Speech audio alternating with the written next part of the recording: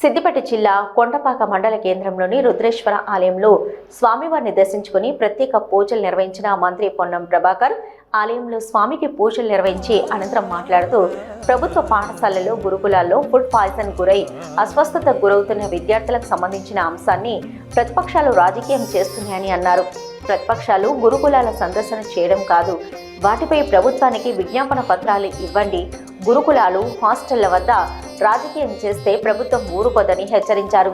ఇక సీఎం మంత్రులు గురుకుల హాస్టళ్లకు మెస్ కాస్మెటిక్ ఛార్జీలు పెంచి అద్దె భవనాలు బకాయిలు చెల్లించి కొత్త ఉపాధ్యాయులను నియమించడం జరిగిందని అన్నారు. రాష్ట్ర వ్యాప్తంగా గురుకుల హాస్టల్కు సంబంధించి ప్రత్యేక అధికారులను నియమించడం జరిగింది. అలసత్వం వహిస్తే వారిపై కఠిన చర్యలు తీసుకుంటామని అన్నారు. హాస్టళ్లలో గురుకులాల్లో కొంత అక్కడో ఇక్కడో ఏదైనా ఫుడ్ పాయిజన్ సంఘటన జరిగితే దాన్ని ఒక పెద్ద అంశంగా మార్చి రాజకీయం చేస్తున్నటువంటి ప్రతిపక్ష పార్టీలు విజ్ఞప్తి చేస్తానో దయచేసి విద్యార్థులకు సంబంధించినటువంటి ఈ అంశాన్ని రాజకీయం చేసే ప్రయత్నం మానుకోండి. రేపటి నుంచి ఏదో గురుకులాల సందర్శనాన్ని పెట్టినారని తెలుస్తా ఉన్నది. ఇక్కడ బలహీన వర్గాల శాఖ మంత్రిగా వాటన్నిటినీ సవరించే ప్రయత్నం చేస్తూ ఉన్నా. ఒక ప్రతిపక్షంగా నిజంగా మీకు ఒకవేళ ఆలోచన ఉంటే ఎక్కడైనా పొరపాట్లు జరుగుతున్నాయి అనుకుంటే ముందు ప్రతిపక్ష పార్టీగా అధికారంలో ఉన్నటువంటి మంత్రిగా కానీ నాకు కానీ అధికారులకు కానీ ఒక విజ్ఞాపన పత్రాలు ఇవ్వండి. ఏం లేకుండా పోయి హాస్టళ్ల దగ్గరకు పోయి రాజకీయం చేయాలి, రద్దంతం చేయాలని చూస్తే ఎవరు చూస్తూ ఊరుకోరు. నేను ఒక మాట చెప్తాను. ఇప్పుడు మొన్న ముఖ్యమంత్రి గారు మేము కూడా అందరం కూడా అన్ని స్థాయిలో స్పందించినాం. ఇప్పటికే మెస్ ఛార్జీలు కాస్మెటిక్ ఛార్జీలు పెంచినాం, టీచర్ల రిక్రూట్మెంట్ చేసినాం, అద్దె భవనాల కిరాయిలు చెల్లించడం జరిగింది మీరు పెట్టిన బకాయిలను.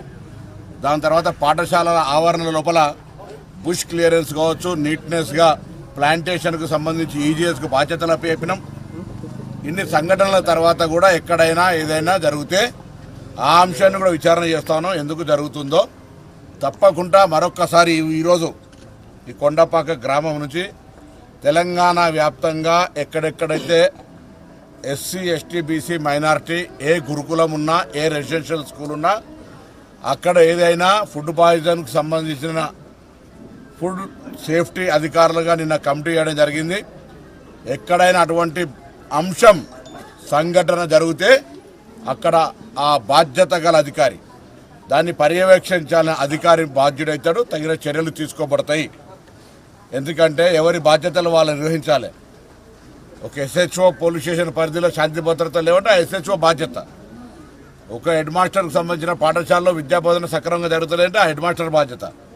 ఇక్కడ వార్డెన్ కానీ సంబంధిత అధికారులు కానీ ఒకవేళ హైజెనిక్గా అక్కడ శుభ్రతగా భోజన సదుపాయాలు కలగజేసే విషయం లోపల ఎక్కడైనా అశ్రద్ధగా వ్యవహరిస్తే ఆ సంఘటనలు జరిగితే వాళ్ళ మీద చర్యలు తీసుకోవడానికి ఎక్కడ కూడా ప్రభుత్వం వెనుకాడది.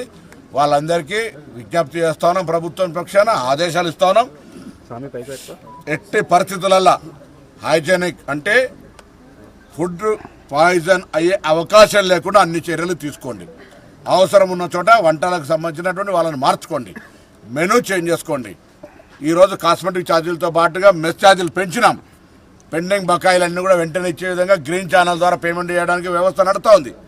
కాబట్టి మళ్ళీ ఈ యొక్క హాస్టళ్ల సందర్శనకు సంబంధించి జిల్లా కలెక్టర్లు కావచ్చు, జిల్లా ఎస్పీలు కావచ్చు, లేదా ఆర్డీఓలు కావచ్చు, డిఎస్పీలు కావచ్చు, ఎవరైనా సరే ఆయా ప్రజాప్రతినిధులు కూడా వాటిని సందర్శించి అక్కడ సమస్యలు పరిష్కరించాలని కోరుకుంటుంది ప్రభుత్వం.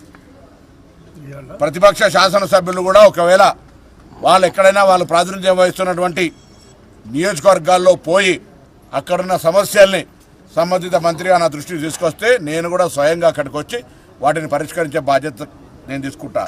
కానీ రాజకీయం చేసి ఈ మధ్య తెలంగాణ ఒక కుల సర్వే జరుగుతూ ఉంది. రేపు స్థానిక సంస్థల ఎన్నికల నోటిఫికేషన్ వస్తూ ఉంది. గతంలో బీసీలకు అన్యాయం చేసినాం, బీసీలకు సంబంధించి ఈ ప్రభుత్వానికి గొప్ప పేరు వస్తుందని దాన్ని బ్లేమ్ చేసే కాన్స్పిరసీ జరిగితే చూస్తూ ఊరుకోడు, జాగ్రత్త అని కూడా చెప్తాను.